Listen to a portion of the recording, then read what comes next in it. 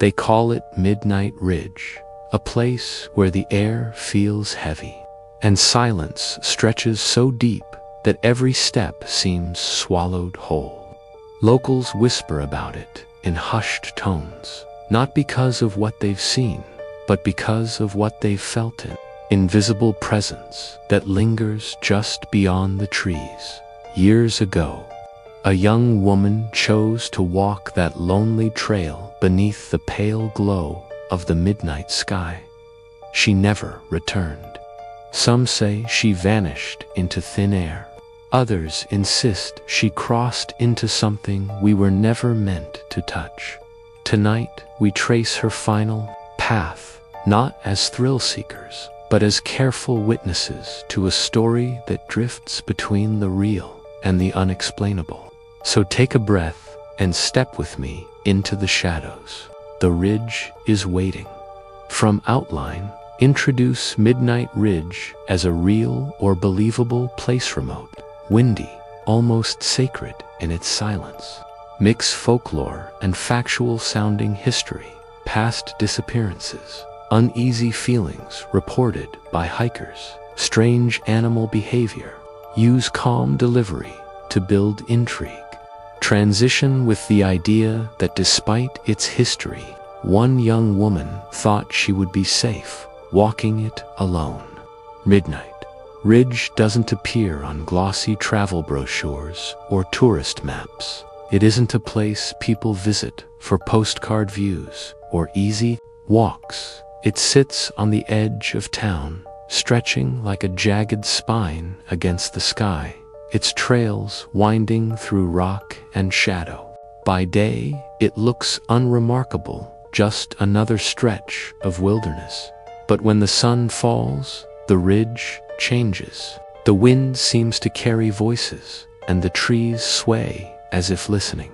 For generations, locals have told quiet stories about this place. Hikers who wandered too far claimed the air grew heavier the higher they climbed. Some described feeling followed, though no one was there. Others reported sudden silences, where even the crickets stopped chirping. It's as if nature itself pauses to watch whoever dares to walk alone. And then there are the disappearances. The town doesn't like to dwell on them, but the records exist, scattered accounts of people stepping onto the ridge and never stepping off again. A hunter in the 1960s, last seen at the trailhead. A pair of college students in the 1980s, their abandoned car still found each winter beneath the snow. Each case left behind only questions and an unease that never fully faded. Even animals, it seems, sense what lingers there. Dogs brought up the path often refuse to continue, pulling at their leashes, trembling without reason. Campers speak of coyotes that circle the tree line, but never dare cross it, their cries echoing like warnings. To some, it feels as though the ridge itself holds a boundary, one that should not be crossed after dark. The stories blend folklore with fact, the line between them difficult to trace. Some insist it's superstition, born from isolation and fear.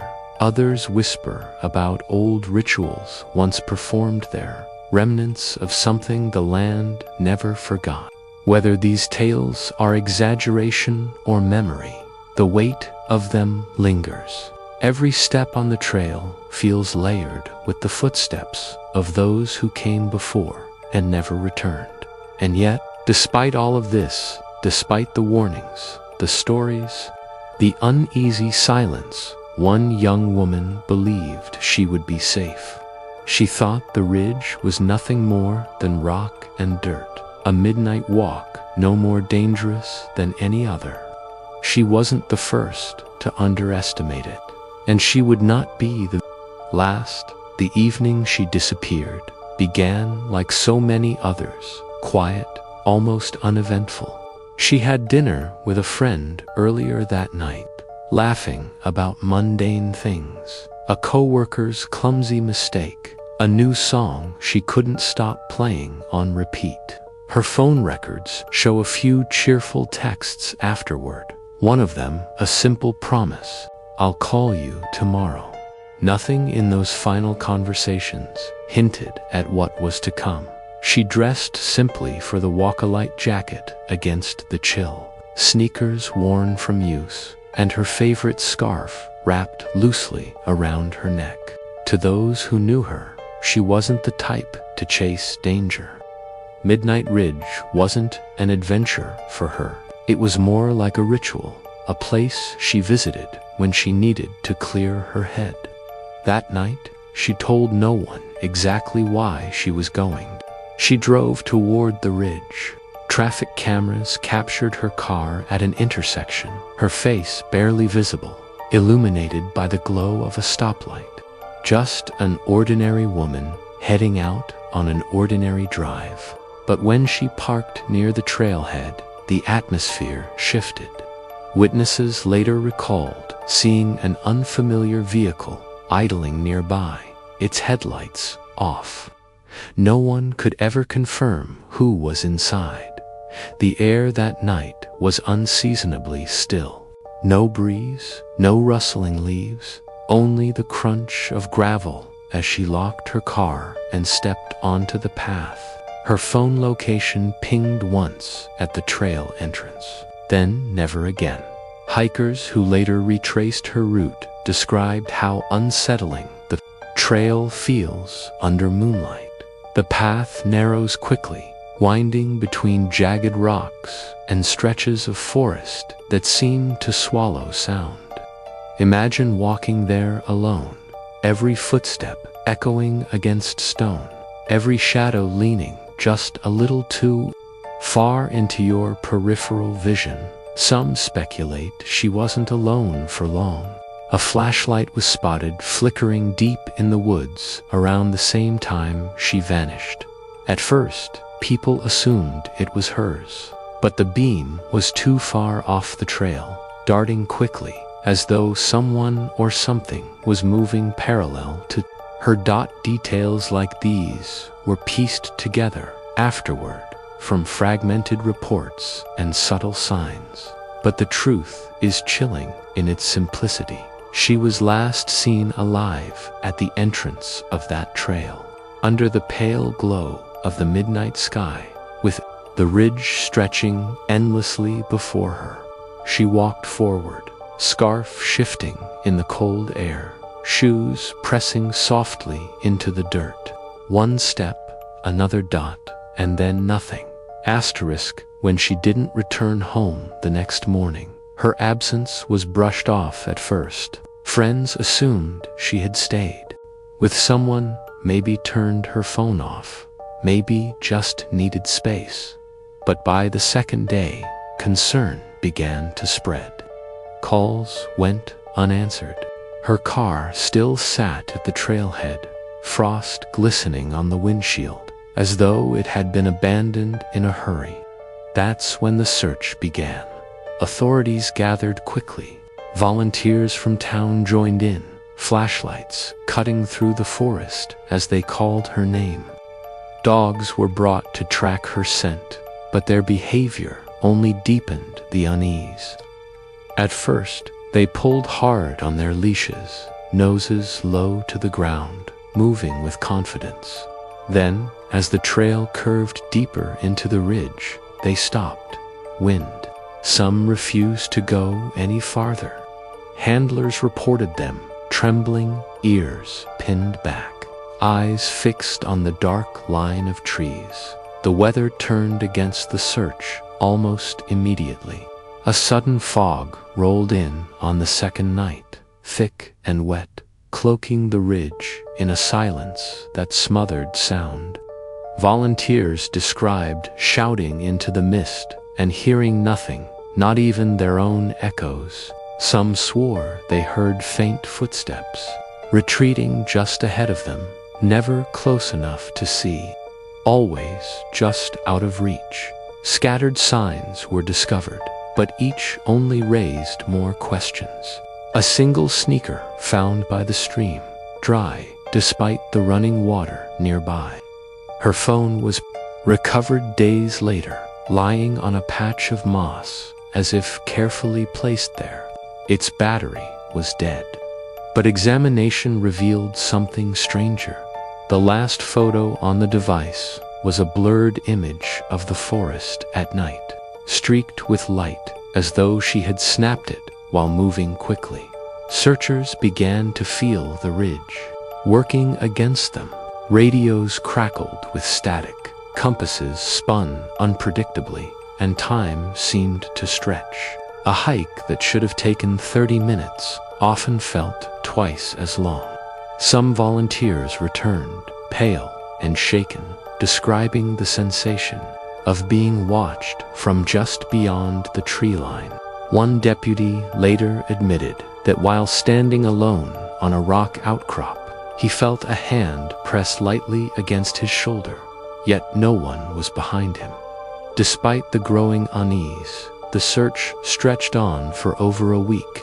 Teams combed the ridge during daylight, helicopters swept overhead, and thermal imaging was employed. Still, nothing.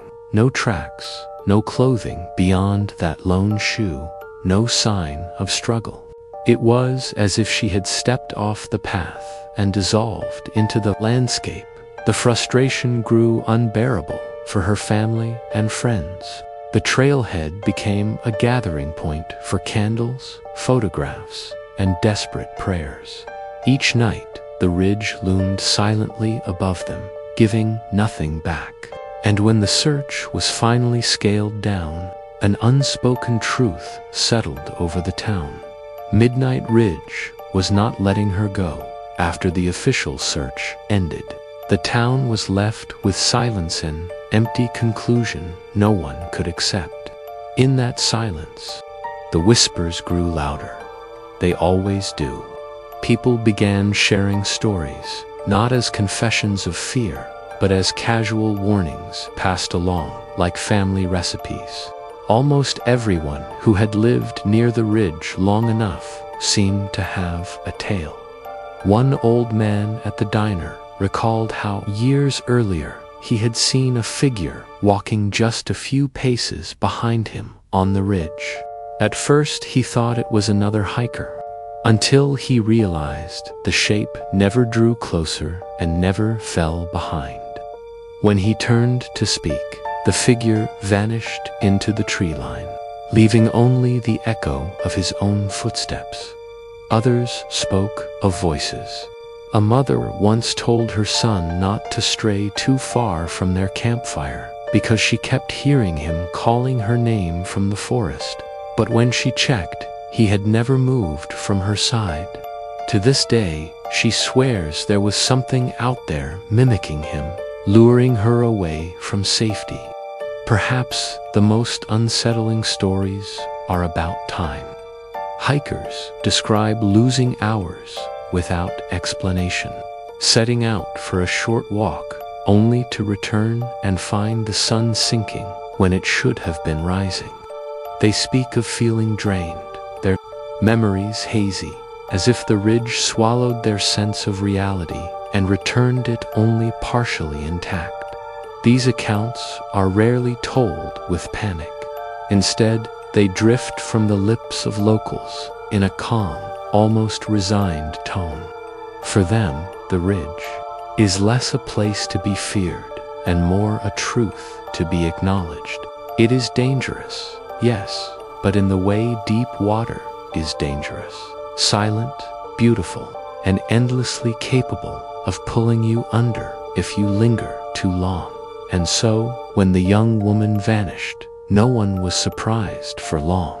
Saddened, yes, shaken, but not surprised. Her disappearance was another thread woven into the long, dark fabric of the ridge's history. She was not the first to step into the silence and never return. And, as the locals warn in voices low and steady, she will not be. The last dot, weeks after the official search had ended, when hope had dulled into uneasy acceptance, a discovery reignited the mystery.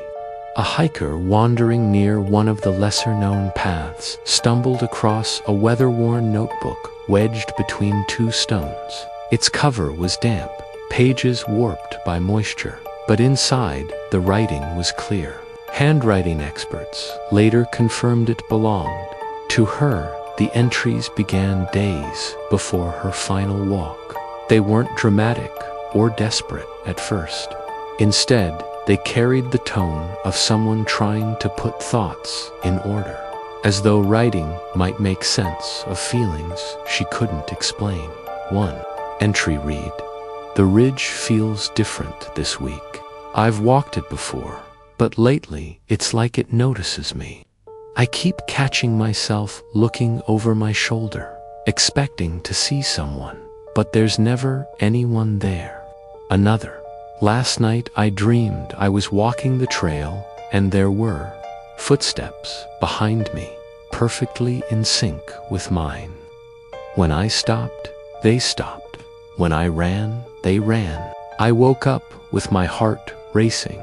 But what unsettled me most is that when I opened my eyes, I thought I heard breathing in the room." The tone of her writing shifted as the days passed. Curiosity gave way to unease. Unease hardened into dread. She described losing track of time on the ridge, moments when she would walk for what felt like hours, only to realize the sun hadn't moved. "I don't think I'm alone up there," one entry confessed. "I don't think I ever was." Some skeptics argue the notebook could be nothing more than the product of stress. She had a demanding job, a restless mind, and perhaps she was projecting her anxieties onto the landscape. But those who have read the journal in full often disagree. There is something raw about the words, a building panic that feels too pointed, too consistent, to dismiss as imagination. The final entries are the hardest to read. Her handwriting grows shakier, ink smudged, as though written in haste. "I hear it at night now, even when I'm home. Something pacing in the hall, stopping outside my door. I check, but nothing's there. The ridge is following me." And then the last line, written in uneven strokes, pressed so hard into the page that the paper nearly tore. "If I don't come back, it's because it found me." No one knows what it was. No one knows if she meant a person, an animal, or something far stranger. But after that entry, the pages are blank. The notebook closes in silence, leaving behind only questions, the chilling certainty that whatever haunted her on Midnight Ridge was real enough to terrify her into leaving those words behind. Her case was not the first, and sadly, it would not be the last. When investigators looked back through old records and family recollections, unsettling patterns began to emerge. Disappearances connected to Midnight Ridge stretched back decades, and though the details varied, certain threads tied them together in ways too consistent to ignore. The first documented case dates to the 1940s. A hunter set out before dawn, promising to return by nightfall. His tracks were found leading up the ridge, crisp and clear in the snow until they simply ended, as though he had stepped off the earth itself. No sign of struggle, no blood, no body, only a trail that stopped mid-stride. Decades later, in the 1980s, two college students were last seen driving toward the ridge for a weekend hike. Their car was discovered parked neatly at the trailhead, doors locked, belongings untouched.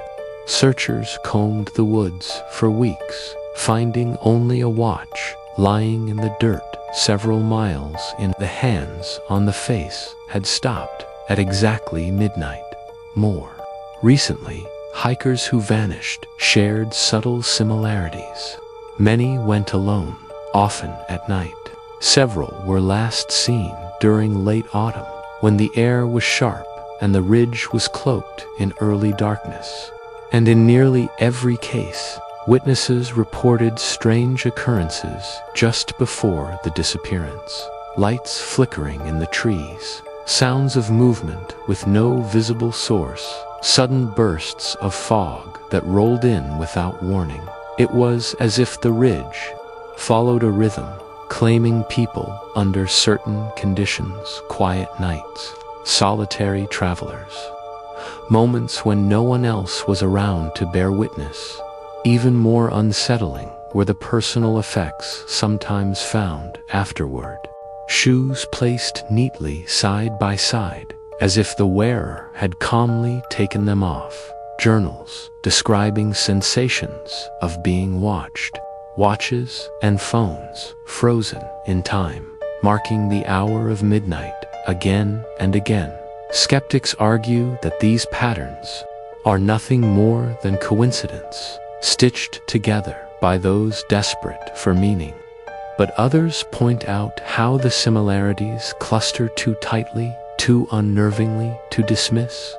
It's as though the ridge has rules of its own, rules we can observe, but never fully understand, which raises the question, what exactly lurks on that trail? When a disappearance lingers without answers, theories bloom in its silence. Midnight Ridge has given rise to dozens, each whispered with conviction, each carrying its own unsettling plausibility. None solve the riddle completely, but together, they form a map of the human need to explain the unexplainable. The first, and perhaps most straightforward theory, is that of a human predator. Some believe the ridge has long been the hunting ground of someone who knows the terrain better than anyone else. The parked cars left behind, the trails ending abruptly, the belongings found in strange places. Supporters of this theory argue that they point to deliberate staging. A predator, familiar with every rock and ravine, could easily use the dense woods and sudden fog as cover. But if that were true, why have no traces ever been discovered? No footprints, no discarded weapons, no evidence of struggle. It's a theory, both logical and hollow, leaving us with more questions than answers. Then there are those who lean toward the paranormal. They speak of the ridge as a thin place where the boundary between our world and something beyond wears thin.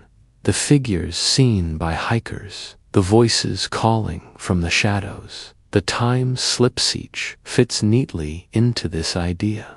The missing are not victims, but travelers pulled into another layer of reality, unwillingly crossing a threshold. The journal entries echo this. It followed me home. It found me. But if the ridge is truly a doorway, why does it choose some and spare others?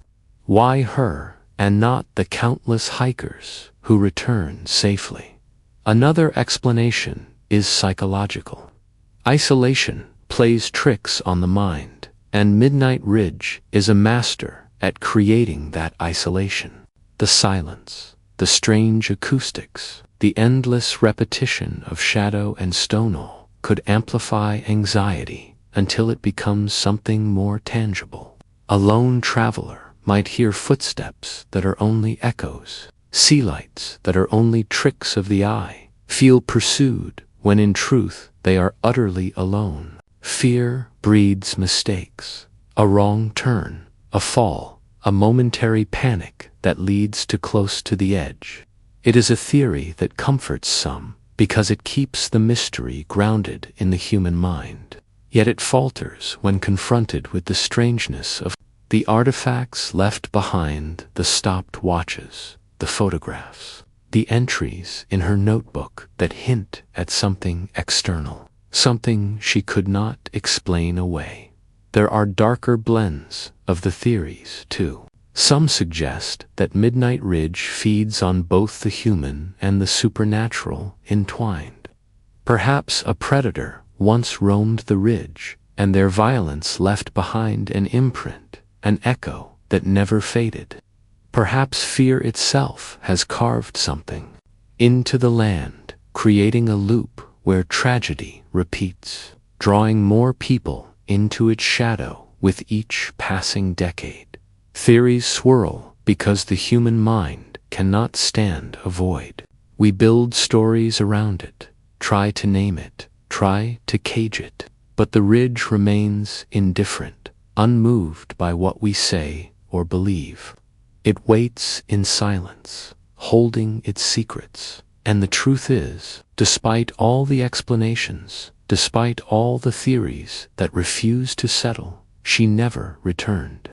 Midnight Ridge has not faded into obscurity. If anything, her disappearance carved its name deeper into the collective memory of the town.